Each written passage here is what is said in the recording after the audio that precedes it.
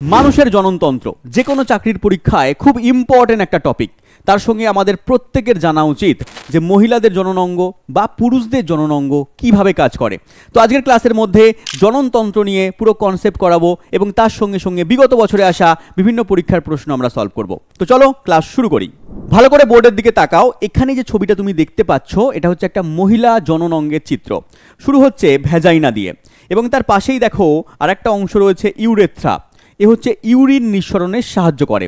যদি ভালো করে চিত্র দেখো তাহলে এই যে জননাঙ্গ শুরু ভ্যাজাইনা দিয়ে এবং তারপরে এই পার্টটা হচ্ছে তোমার কার্ভিক্স বলা হচ্ছে, এই পার্টটাকে কার্ভিক্স বলা হচ্ছে এবং এই পার্টটার পরে এই যে ত্রিভুজাকার অংশ তুমি দেখতে পাচ্ছ এখানে, এটাকে বলা হচ্ছে তোমার ইউটেরাস বা জরায়ু বলা হচ্ছে। এবং তার পাশে দুটো পার্ট চলে গেছে, দেখো এ পাশে একটা পার্ট চলে এসছে এবং এ পাশে একটা পার্ট চলে গেছে। একটা নলাকার অংশ এই দিকে চলে গেছে আর একটা নলাকার অংশ এই দিকে চলে গেছে। তাহলে এই নলাকার অংশ টিউবের মতো অংশ, পাইপের মতো অংশকে আমরা বলছি ফ্যালোপিয়ান টিউব। তাহলে দুপাশে দুটো ফ্যালোপিয়ান টিউব চলে গেছে এবং এই ফ্যালোপিয়ান টিউবের শেষে আর একটা অংশ তুমি দেখতে পাচ্ছ, এখানেও একটা রয়েছে ওভারি বা ডিম্বাশয়, এখানেও একটা রয়েছে ডিম্বাশয়। এই হচ্ছে আমাদের মহিলাদের জননাঙ্গের বিভিন্ন অংশ। এবারে এই যে ডিম্বাশয় বা ওভারি রয়েছে এখান থেকেই কিন্তু ডিম্বাণু নিঃসরণ হয় এবং এই ডিম্বাণু প্রতি মাসে একটি করে নিঃসরণ হয়। স্যার প্রতি মাসে একটা করে? একদম, প্রতি মাসে একটা করে ডিম্বাণু নিঃসরণ হয়। এবং মজার বিষয় হচ্ছে তোমার যখন এক মাসে এই দিক থেকে ডিম্বাণু নিঃসরণ হচ্ছে তখন অন্য পার্টটা, মানে যখন এখানে বাম দিক থেকে ডিম্বাণু নিঃসরণ হচ্ছে ডান পার্টটা তখন কি হয়, নিষ্ক্রিয় থাকে, ইনঅ্যাক্টিভ থাকে। আবার পরের মাসে এটা অ্যাক্টিভ হয়ে যায়, এখান থেকে ডিম্বাণু নিঃসরণ হয়, এই পার্টটা কিন্তু তখন তোমার ইনঅ্যাক্টিভ অবস্থায় থাকবে। তাহলে প্রতি মাসে একটা করে ডিম্বাণু নিঃসরণ হয়, একবার এই পার্ট থেকে, পরের মাসে আমার ওই পার্ট থেকে ডিম্বাণু নিঃসরণ হবে। এবং এই ডিম্বাণু নিঃসরণ হয়ে কোথায় যাবে? এই ডিম্বাণু নিঃসরণ হয়ে ফ্যালোপিয়ান টিউবের মধ্যে আসবে। এই ফ্যালোপিয়ান টিউবের মধ্যে যখন ডিম্বাণু আসবে তখন এই ভ্যাজাইনার মধ্যে দিয়ে শুক্রাণু, পুরুষদের দেহ থেকে নিঃসরণ হচ্ছে শুক্রাণু, পুরুষদের জননাঙ্গ সম্পর্কে বলবো আমরা। এই শুক্রাণু তখন কি করবে, এই ভ্যাজাইনার মধ্যে দিয়ে কার্ভিক্স পার্ট অতিক্রম করে এই ফ্যালোপিয়ান টিউবের মধ্যে গিয়ে কিন্তু তখন এদের মিলন ঘটবে। এই শুক্রাণু এবং ডিম্বাণুর মিলন ঘটবে এবং তখন জাইগোট তৈরি করবে। তখন এখানে জাইগোট তৈরি করবে শুক্রাণু এবং ডিম্বাণুর মিলনে। এবার গল্প হচ্ছে তোমার এই যে ডিম্বাণু নিঃসরণ হচ্ছে এই প্রক্রিয়াকে কি বলা হয়? এই প্রক্রিয়াকে ওজেনেসিস বলা হয় বা ওজেনেসিস বলা হয়। পরীক্ষায় কিন্তু কোশ্চেন দিয়েছে ওজেনেসিস। ক্লিয়ার? এবার এখান থেকে কি কি প্রশ্ন পরীক্ষায় দিয়েছে আমরা একবার করে দেখে নিই। চলো, প্রথম প্রশ্ন দেখো এখানে দেওয়া আছে, আরআরবি এলপিএন টেকনিশিয়ানে আসা প্রশ্ন। বলেছে মানুষের মধ্যে নিষিক্তকরণ সাধারণত কোথায় ঘটে? নিষিক্তকরণ প্রক্রিয়া বা জাইগোট উৎপন্ন করার প্রক্রিয়া কোথায় ঘটে? না, ফ্যালোপিয়ান টিউবের মধ্যে ঘটে। অপশন নাম্বার সি আমার এখানে সঠিক উত্তর। নেক্সট কোশ্চেন, নিচের কোনটি প্রধান মহিলাদের যৌন হরমোন? এই যে মহিলাদের ওভারি থেকে, ডিম্বাশয় থেকে ডিম্বাণু নিঃসরণ হচ্ছে তার মধ্যে প্রধান দুটো হরমোন আছে, একটা হচ্ছে ইস্ট্রোজেন, একটা হচ্ছে প্রোজেস্টেরন। অপশন অনুযায়ী কি আছে? ইস্ট্রোজেন দেওয়া আছে, তাহলে ইস্ট্রোজেন করে দেবে। অপশন সি আমাদের এখানে সঠিক উত্তর। নেক্সট প্রশ্ন, মহিলাদের ডিম্বাণু তৈরি করার প্রক্রিয়াকে কি বলা হয়? আমি একটু আগেই বললাম এই যে ডিম্বাণু উৎপন্ন হচ্ছে এই প্রক্রিয়াকে বলা হচ্ছে ওজেনেসিস বা ওজেনেসিস বলা হচ্ছে। এক মাসে আমার বাম ওভারি থেকে, পরের মাসে আমার ডান ওভারি থেকে ডিম্বাণু তৈরি হবে এবং একটা করে ডিম্বাণু কিন্তু তৈরি হয়। চলো আমরা এবারে পুরুষদের জননাঙ্গ সম্পর্কে জেনে নিই। দেখো পুরুষদের দেহের মধ্যে দুটো স্ক্রোটাম পাওয়া যায়। স্ক্রোটাম, এই অংশটা হচ্ছে স্ক্রোটাম। তো দুটো স্ক্রোটাম এটা হচ্ছে তোমার জননাঙ্গের বাইরে থাকে। তাহলে এই দুটো স্ক্রোটামের ওজন মোটামুটি 15 থেকে 20 গ্রামের মধ্যে হয়। এই স্ক্রোটামের মধ্যে একটা গ্রন্থি আছে যাকে বলছি আমরা টেস্টিকল, এবং এই টেস্টিক্যাল গ্রন্থি থেকে একটা হরমোন খরিত হয় যার নাম হচ্ছে টেস্টোস্টেরন। এই টেস্টোস্টেরন হরমোন এখান থেকে উৎপন্ন হয়ে এই দেখো এর ওপরেই একটা অংশ আছে যাকে বলছি আমরা এপিডাইমিস। কি বলছি? এপিডাইমিস। এই এপিডাইমিস অংশের মধ্যে কিছুক্ষণের জন্য সঞ্চিত থাকে। তাহলে এই যে টেস্টিক্যাল গ্রন্থি থেকে খরিত হলো টেস্টোস্টেরন, সেটা এপিডাইমিস অংশের মধ্যে কিছুক্ষণ স্থায়ী হলো এবং তারপরে দেখো একটা নলাকার অংশ রয়েছে, এই নলাকার অংশের মধ্যে দিয়ে যাবে। তাহলে এই টেস্টোস্টেরন হরমোন যাচ্ছে এখান দিয়ে, এই অংশটাকে বলছি আমরা ভাস ডিফারেন্স। এই ভাস ডিফারেন্সের মধ্যে দিয়ে গিয়ে কোথায় যাবে? সেমিনাল ভেসিকলসের মধ্যে প্রবেশ করবে এবং এই সেমিনাল ভেসিকলসে যাওয়ার পরে এখানে আরেকটা অংশের মধ্যে প্রবেশ করবে, একটা গ্রন্থির মধ্যে প্রবেশ করবে, যাকে বলছি আমরা প্রোস্টেট গ্ল্যান্ড।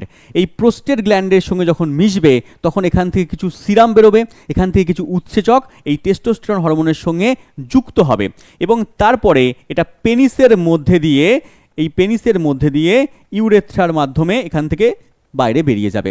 এবং মনে রাখতে হবে পুরুষদের ক্ষেত্রে যেখান থেকে ইউরিন নিঃসরণ হয় সেই অংশ দিয়ে বা সেই নালি দিয়েই কিন্তু এই টেস্টোস্টেরন হরমোনও কিন্তু ক্ষরিত হচ্ছে।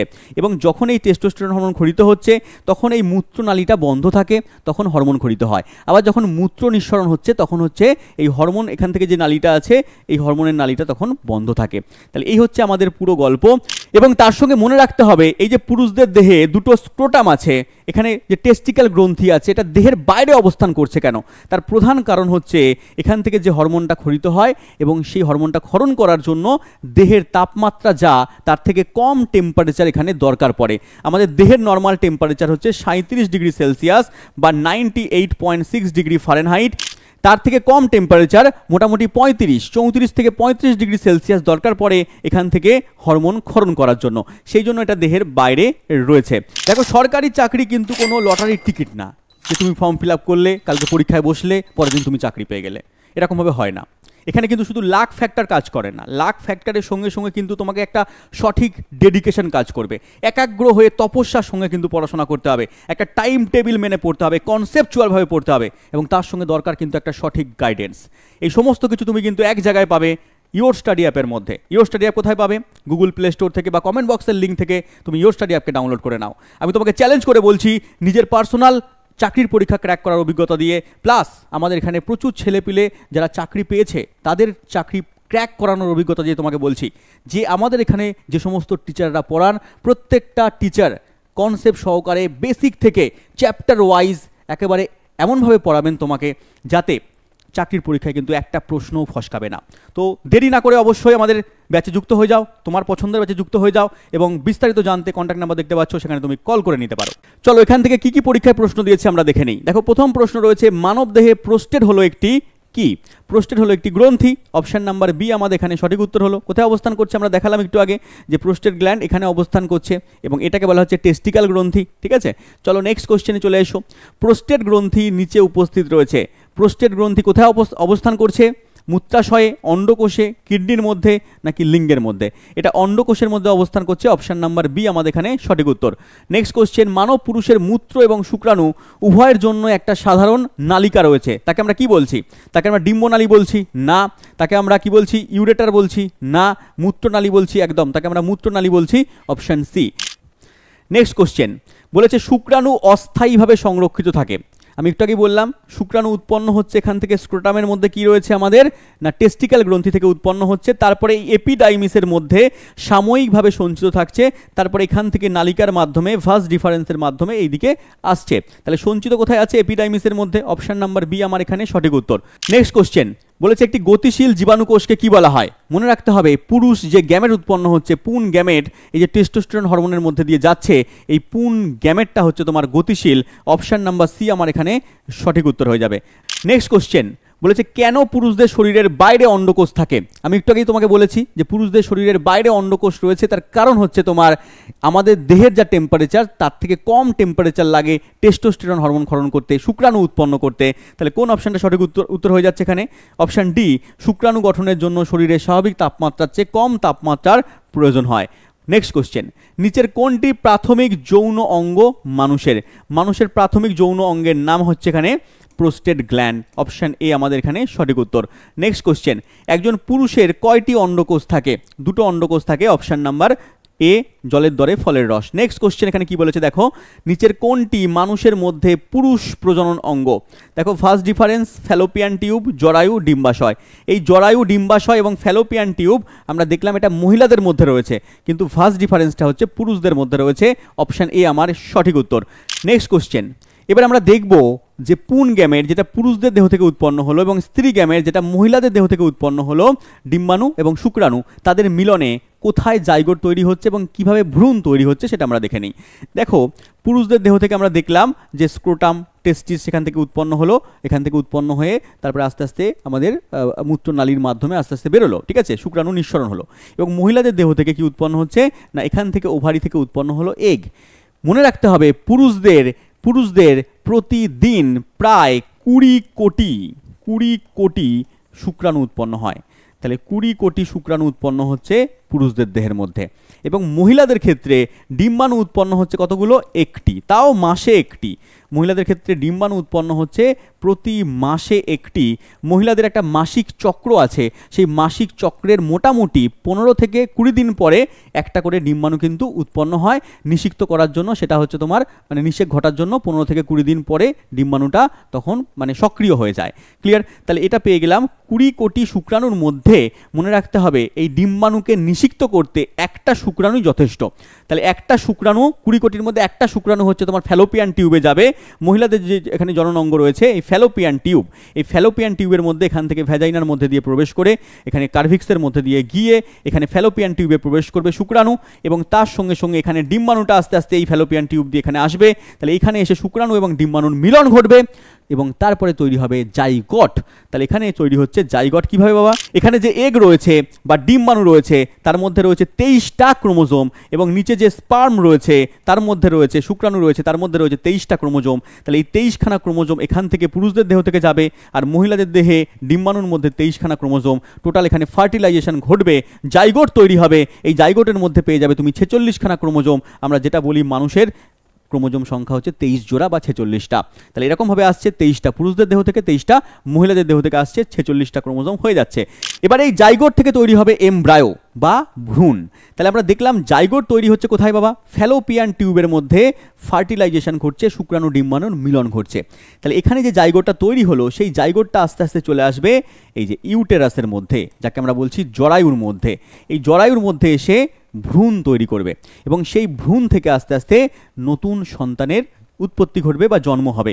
তাহলে এই এমব্রায়ো তৈরি হবে এবং এমব্রায়োটা আস্তে আস্তে মহিলাদের জরায়ুর মধ্যে বড় হবে, সেখান থেকে হচ্ছে তোমার নতুন শিশু সন্তান জন্ম নেবে। তাহলে মনে রাখবে এই যে এগ, এটাকে ফার্টিলাইজেশন করতে একটা মাত্র স্পামের দরকার পড়ছে বা শুক্রাণুর দরকার পড়ছে, বাদবাকি শুক্রাণুগুলো নষ্ট হয়ে যায়, মনে রাখবে। এবং এই যে আমাদের ক্ষেত্রে মানুষদের ক্ষেত্রে ফার্টিলাইজেশন ঘটছে, সেখানে ডিম্বাণু এবং শুক্রাণুর মিলন ঘটছে। এই ডিম্বাণু শুক্রাণু কেমন হয়? এখানে ডিম্বাণুটা হচ্ছে বড় হয় এবং নিশ্চল হয়, আর শুক্রাণুটা হচ্ছে সচল হয় এবং হচ্ছে তোমার ছোট হয়। এটাকে বলছি আমরা উগ্যামি। আর যদি ডিম্বাণু বড় হয়, সচল হয়, আর শুক্রাণু বড় ছোট হয়, সচল হয়, তাহলে তাকে বলছি আমরা অ্যানাইসোগ্যামি। এবং যদি দুটোই সমান আকারের হয় এবং সচল হয় তাকে বলছি আমরা আইসোগ্যামি। তাহলে তিনটে পদ্ধতি মনে রাখবে। আইসোগ্যামি যেখানে হচ্ছে তোমার ডিম্বাণু এবং শুক্রাণু দুটোই সমান আকৃতির রয়েছে, সচল রয়েছে। আর যেখানে ডিম্বাণু হচ্ছে বড়, শুক্রাণু ছোট, দুটোই সচল রয়েছে, তাকে বলছি আমরা অ্যানাইসোগ্যামি। এবং যেখানে ডিম্বাণু বড়, নিশ্চল এবং শুক্রাণু ছোট, সেটা হচ্ছে সচল, তাকে বলছি আমরা উগ্যামি। তাহলে মানুষের ক্ষেত্রে কি ঘটবে? উগ্যামি ঘটবে। চলো কি কি প্রশ্ন এখান থেকে দিয়েছে আমরা দেখে নিই। আকারে ভিন্ন ভিন্ন দুটো গ্যামেটের সংমিশ্রণকে কি বলা হয়? কি বলা হয়? অ্যানাইসোগ্যামি, বা এখানে লেখা আছে অ্যানাইসোগ্যামাস। অপশন এ আমাদের সঠিক উত্তর। নেক্সট কোশ্চেন কি বলেছে? বলেছে জীবের মধ্যে নিষিক্তকরণের সময় পুরুষ এবং মহিলা গ্যামেটের সংমিশ্রণ ঘটে, যা একটা কোষ তৈরি করে। তাহলে পুরুষ এবং স্ত্রী গ্যামেটের মিলনে কি ঘটছে? জাইগোট তৈরি হচ্ছে। অপশন ডি আমাদের সঠিক উত্তর, জাইগোট। নেক্সট প্রশ্ন, যে অঙ্গে ভ্রূণ বিকশিত হয় তার নাম কি? ভ্রূণ কোথায় বিকশিত হয় বললাম? এই যে ইউটেরাসের মধ্যে, বা যাকে বলছি আমরা জরায়ুর মধ্যে। তাহলে জরায়ু, অপশন নাম্বার বি আমাদের এখানে সঠিক উত্তর। নেক্সট প্রশ্ন, কোন ধরনের নিষিক্তকরণের মাধ্যমে মানুষের প্রজনন ঘটে? মানুষের যে প্রজনন ঘটে সেটা হচ্ছে অভ্যন্তরীণ নিষিক্তকরণ, কারণ দেহের মধ্যে ঘটছে, এই জন্য অভ্যন্তরীণ নিষিক্তকরণ। নেক্সট কোশ্চেন বলেছে মহিলার প্রজনন সিস্টেমের কোন অংশ প্রতি মাসে নিজেকে প্রস্তুত করে এবং বাড়ন্ত শিশুকে লালন পালন করে? কোন অংশের মধ্যে হয়? জরায়ুর মধ্যে হয়। ভ্রূণ আস্তে আস্তে বড় হচ্ছে কোথায়? জরায়ুর মধ্যে।